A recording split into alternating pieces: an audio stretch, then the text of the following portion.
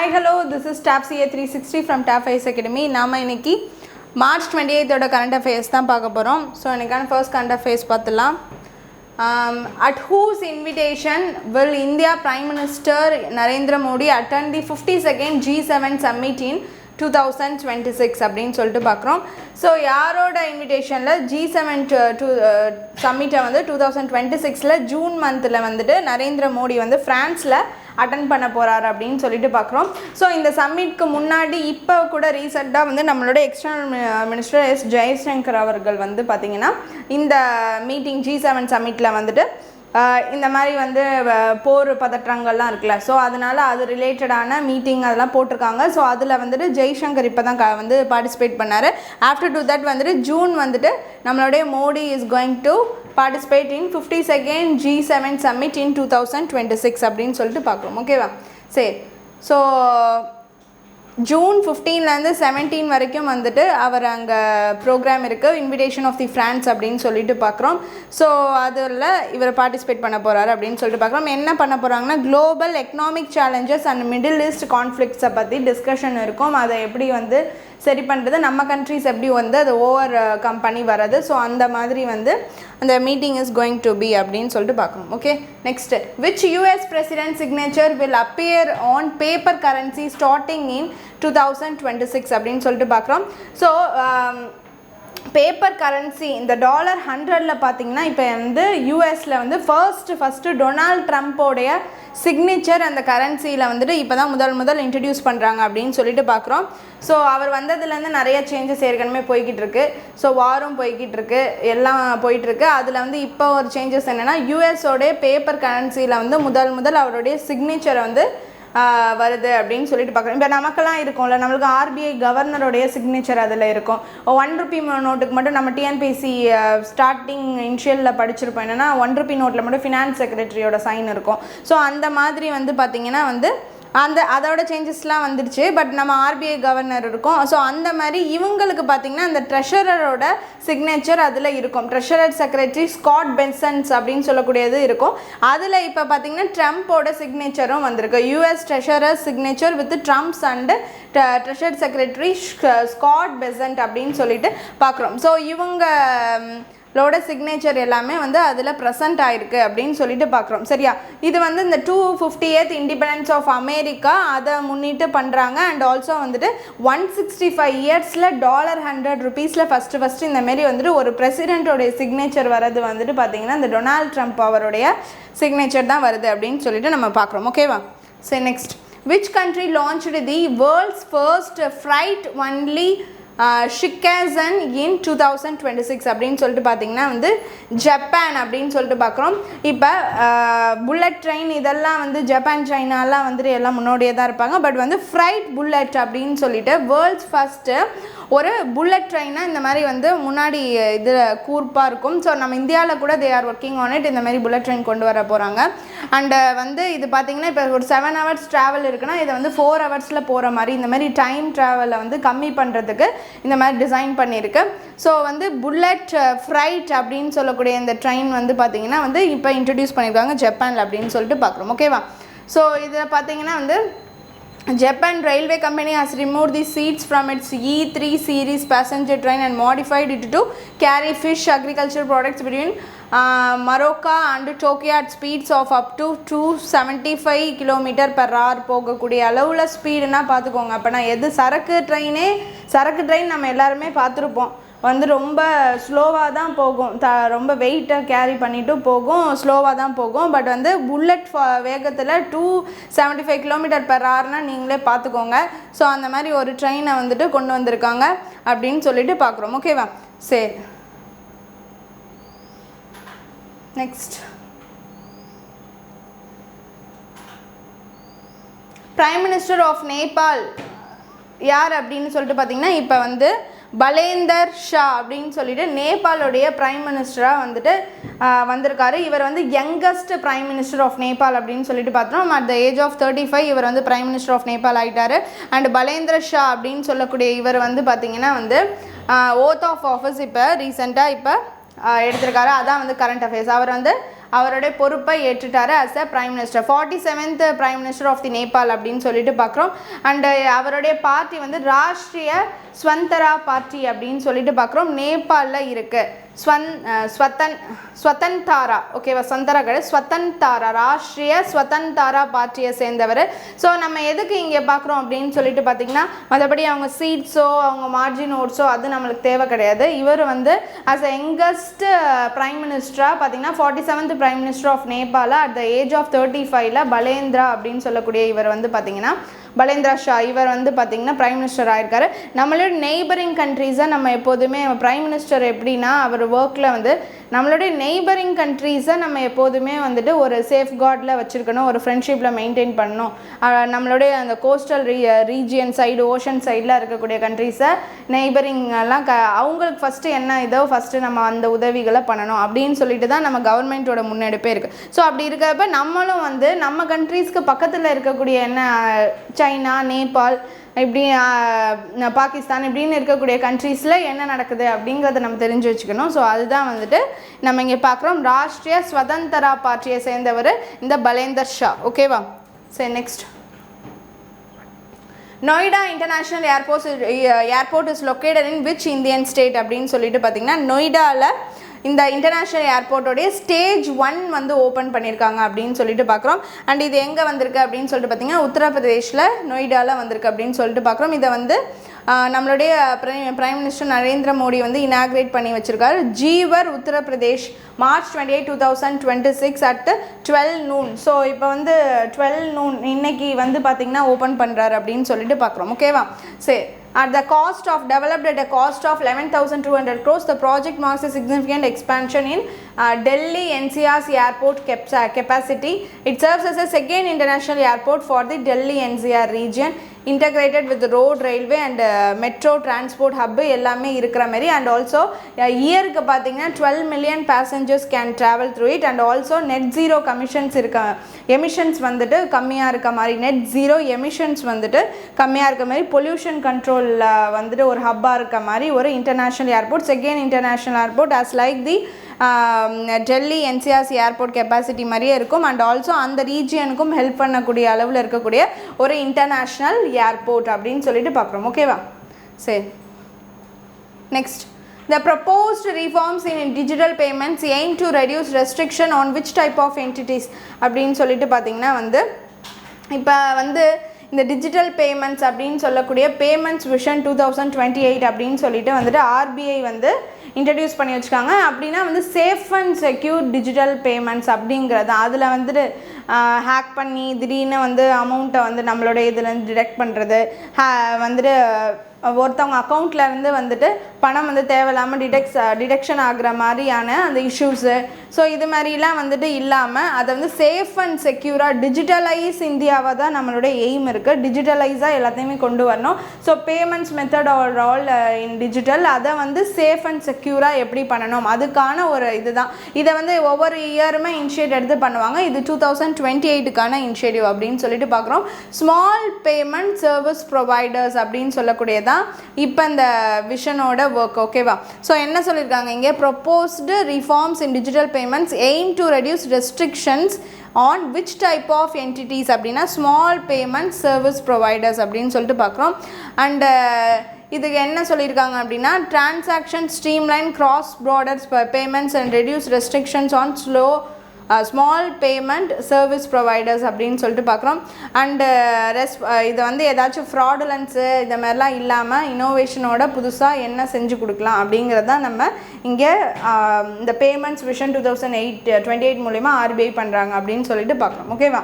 சரி, ஸ்மால் பேமெண்ட்ஸ்க்கும் வந்துட்டு service provide பண்ணணும், அதை கரெக்டாக ஸ்ட்ரீம்லைன் பண்ணணும். சாரி, ஸோ அது மாதிரி வந்து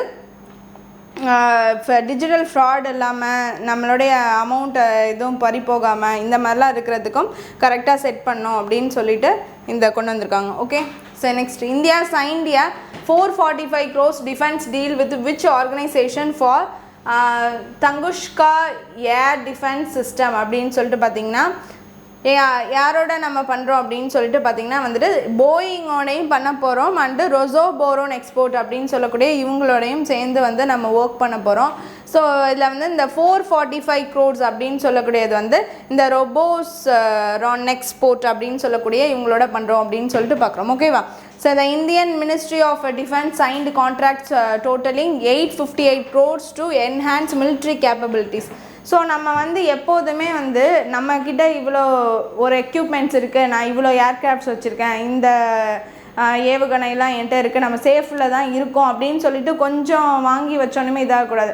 அடுத்தடுத்த கண்ட்ரிஸ் பக்கத்தில் வந்து வேறு வேறு ஜென்ரேஷனுக்கு வேறு ஏர்க்ராஃப்ட்ஸுக்கு போயிட்டுருக்கப்ப நம்மளும் அதுக்கேற்ற மாதிரி ரெடியாக இருந்தால் தான் நாளை பின்னா ஏதாச்சும் வந்துட்டு நம்ம மேலே ஒரு வாரோ ஏதோ வரும்போது நம்ம அந்த மிசைல்ஸ்க்கு அந்த ஏர்க்ராஃப்ட்ஸுக்கெல்லாம் எதிர்த்தாக்குதல் பண்ணுறதுக்கு ரெடியாக இருப்போம். ஸோ அப்படி இருக்கிறப்ப வந்து பார்த்திங்கன்னா இப்போ ரீசெண்டாக வந்து 6th generation ஆஃப் ஃபைட்டர் ஜெட்ஸ் அப்படின்னு சொல்லிட்டு அதை வந்து நம்ம ஈரோப்போட சேர்ந்து எக்ஸ்ப்ளோர் பண்ணுறதா அதுக்கான கொலாபரேஷன் பேசியிருக்கோம். ஸோ இந்த மாதிரிலாம் இருக்கிறப்ப இப்போ என்ன ரீசெண்டாக பார்த்திங்கன்னா வந்து Indian military of defence signed contracts totalling 858 enhance military capability increase பண்ணுற மாதிரி 858 crores வந்துட்டு நம்ம வந்து இப்போ பேசியிருக்கோம்.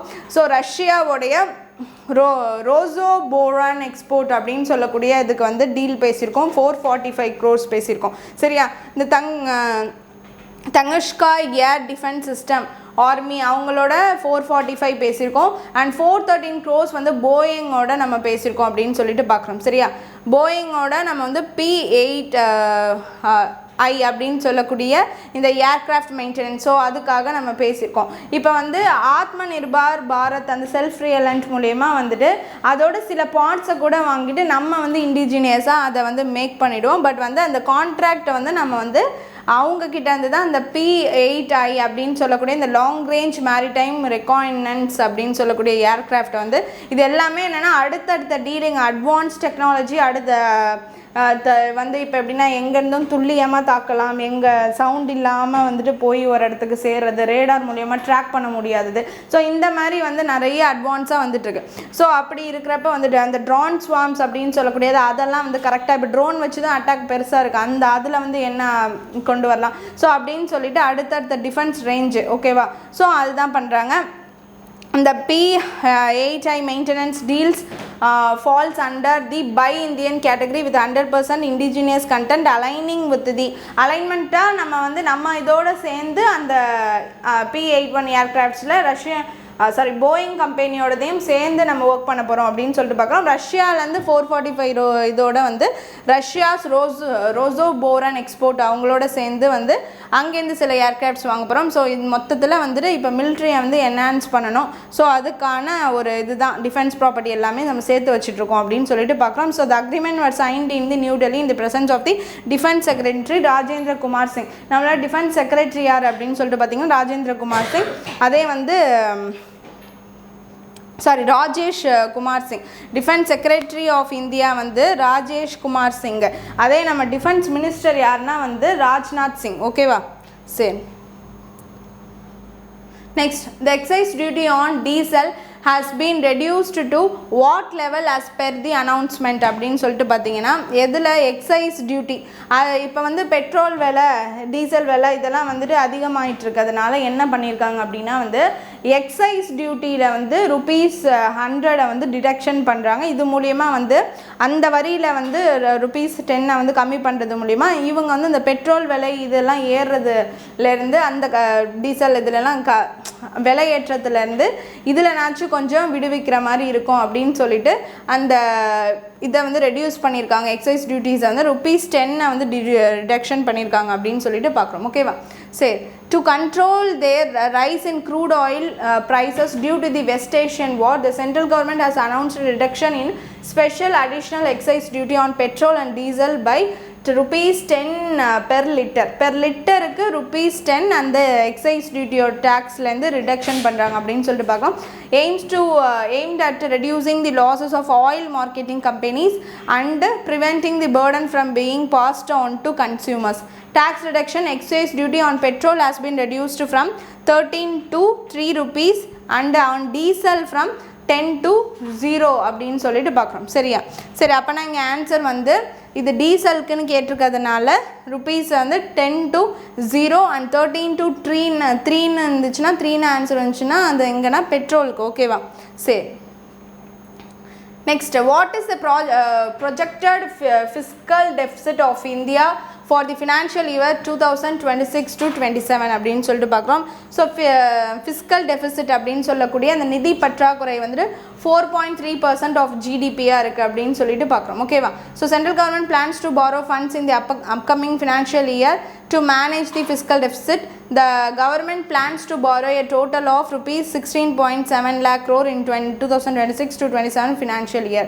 ஸோ இந்த கவர்மெண்ட் வந்துட்டு பார்த்தீங்கன்னா டோட்டலாக வந்து 16.7 lakh crore வந்து பார்த்தீங்கன்னா வந்து நிதி பற்றாக்குறையினால் கடன் வாங்கலாம் அப்படின்னு சொல்லிட்டு ஒரு பிளானில் இருக்காங்க. ஓகேவா? எப்போனா வந்து 2026 to 27 வந்துட்டு அப்கமிங் ஃபினான்ஷியல் இயரில் வந்துட்டு சென்ட்ரல் கவர்மெண்ட் வந்து பாரோ பண்ணலாம், கடன் வாங்கலாம் அப்படின்னு சொல்லிட்டு ஒரு பிளானில் இருக்காங்க.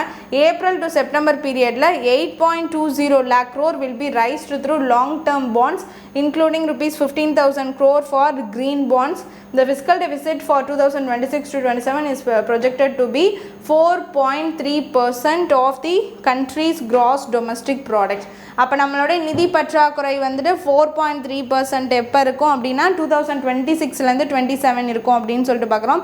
கடன் வாங்க போகிறது வந்து 26 to 27 வந்து பார்த்திங்கன்னா வந்துட்டு 16.07 வந்துட்டு கடன் வாங்கணும். அண்ட் ஆல்சோ வந்துட்டு ஏப்ரல் டு செப்டம்பர் பீரியடில் வந்து பார்த்திங்கன்னா அந்த லாங் டேர்ம் பாண்ட்ஸ்ன்னு சொல்லக்கூடியது அதுவும் இன்க்ரீஸ் ஆகுது. அண்ட் ஆல்சோ வந்து 15,000 crores அப்படின்னு சொல்லக்கூடிய க்ரீன் பாண்ட்ஸ் அதுவும் இருக்குது. ஸோ அதனால் நிதி பற்றாக்குறை எவ்வளோ இருக்குன்னு சொல்லியிருக்காங்கன்னா வந்துட்டு 4.3% அப்படின்னு சொல்லிட்டு பார்க்குறோம். ஓகேவா? சரி, next, which organization standards are followed in India's initiative to designate safe harbors like Digi and the Gopalpur ports அப்படின்னு சொல்லிட்டு பார்த்திங்கன்னா வந்துட்டு இன்டர்நேஷ்னல் மேரிடைம் ஆர்கனைசேஷன் அப்படின்னு சொல்லிட்டு பார்க்குறோம். இது யாருன்னா வந்து அதானி குரூப்ஸ். அவங்க என்ன பண்ணுறாங்க அப்படின்னா வந்து இந்த ரெஃப்யூஜ் அப்படின்னு சொல்லக்கூடிய இந்த போர்ட்டை வந்து செட் பண்ணுறாங்க. இதுதான் வந்து ஃபர்ஸ்ட் இந்தமாரி ஒரு ரெஃப்யூஜ்க்கான ஒரு போர்ட் அப்படின்னு சொல்லிட்டு பார்க்குறோம். சரியா? ஸோ இது என்னது, Adani ports and special economic zone limited has officially operates India's first ports on refuge on as of March 2026-27 பார்க்குறோம். ஓகேவா? ஸோ இது என்னன்னா வந்துட்டு டிஜி போர்ட் வெஸ்ட் கோஸ்ட்லேயும் கோபால்பூர் போர்ட்டு ஈஸ்ட் கோஸ்ட்லேயும் இருக்குது. ஸோ இது மூலிமா என்ன பண்ணுவாங்க அப்படின்னா இதை இப்போ வந்து ஷிப்பெல்லாம் இருக்குது. ரெஃப்யூஜ்னால் என்ன, ஒரு ப்ரொடெக்ஷனு பாதுகாக்கப்படுறது, அப்படி தான் ரெஃப்யூஜ் அப்படின்னு சொல்லுவோம். ஸோ ரெஃப்யூஜினா என்ன, இப்போ வேறு நாட்டிலேருந்து இப்போ இங்கே வராங்க, அவங்களுக்கு வந்து தஞ்சம் கொடுக்குறது, அதுதான் வந்து அகதிகளாக வராங்க, அகதிகளை தான் ரெஃப்யூஜின்னு சொல்லுவோம். அவங்களுக்கு தஞ்சம் கொடுக்குறது, ப்ரொடெக்ஷன் கொடுக்குறது, அதுதான் ரெஃப்யூஜ் அப்படின்னு சொல்லுவோம். ஸோ அந்தமாரி வந்து ஷிப்பு வந்து திடீர்னு எங்கேயோ வந்துட்டு பழுதாயிடுது, எங்கேயோ வந்து ராயில் லீக்கேஜ் ஆகிடுது, எமர்ஜென்சி இருக்குது. ஸோ அப்படின்னா அதுக்கு வந்து அதுக்கான ஒரு செயல்பாட்டுக்கு ஹெல்ப் பண்ணுறதுக்கு ஒரு ப்ரொடெக்ஷனாக இருக்கிறதுக்கு தான் திடீர்னு அங்கே போய் சரி பண்ண கொடுக்குதோ, இல்லை இந்த போர்ட்டுக்கு வந்தால் எல்லா விதமான ரிப்பேர் இது எல்லாமே சரி பண்ணிக்கிறோம். இந்த ஷிப்போட எல்லா ஒர்க்கையும் அந்த ரெஃப்யூஜ் ஒர்க்காக பண்ணி கொடுக்குறதுக்குனே பிரத்யேகமாக எக்ஸ்க்ளூசிவாக ஒரு போர்ட் அப்படின்னு சொல்லிட்டு பார்க்குறோம். ஸோ அதுதான் வந்துட்டு இந்த போர்ட். ஓகேவா? ஸோ என்னது, இதை யார் கொண்டு வந்திருக்கோ, Adani ports and special economic zone limited APSEZ has officially authorized India's first ports of refuge அப்படின்னு சொல்லிட்டு பார்க்குறோம். ஓகேவா? சரி, this initiative aligned with the International Maritime Organization IMO இவங்களோட அலைன்ஸில் தான் இந்த ஒர்க். ஏன்னா மேரிடைம் வருது, ப்ரைவேட் இருந்தாலும் கவர்மெண்ட்டோட ஆப்ரேஷன் இவங்க மேனேஜ்மெண்ட் இவங்க இருந்தாலும் ரெண்டு பேரும் சேர்ந்து தான் ஒர்க் பண்ணுறாங்க. இன்டர்நேஷ்னல் மேரிடைம் ஆர்கனைசேஷனோட ஒர்க் பண்ணுறாங்க. And fills a critical gap in India's maritime safety infrastructure along its 11,000 kilometre coast லைனுக்கும் அந்த சேஃப்டி பர்பஸ் அப்படிங்கிறது முக்கியம். அது எல்லாத்துக்குமே தான் இந்த போர்ட். ஓகேவா? சரி, நெக்ஸ்ட், இன்றைக்கி வந்து பார்த்திங்கன்னா எர்த் அவர் அப்படின்னு சொல்லக்கூடிய ஒரு டே. ஓகேவா? ஸோ எர்த் அவர் 2026 வந்துட்டு March 28 சாட்டர்டே வந்துட்டு நம்ம செலிப்ரேட் பண்ணுறோம் ஆஸ் அவேர்னஸ். இது என்னென்னா வந்து இப்போ குளோபல் கிளைமேட் ஆக்ஷன், அதுக்காக பார்த்திங்கன்னா நிறையா வந்து எமிஷன்ஸ் இருக்குது, கிளைமேட் ஆக்ஷன் வந்துட்டு அதிகமாக இருக்குது, அதனால வந்து சுற்றுச்சூழல்லாம் பாதிக்கப்படுது.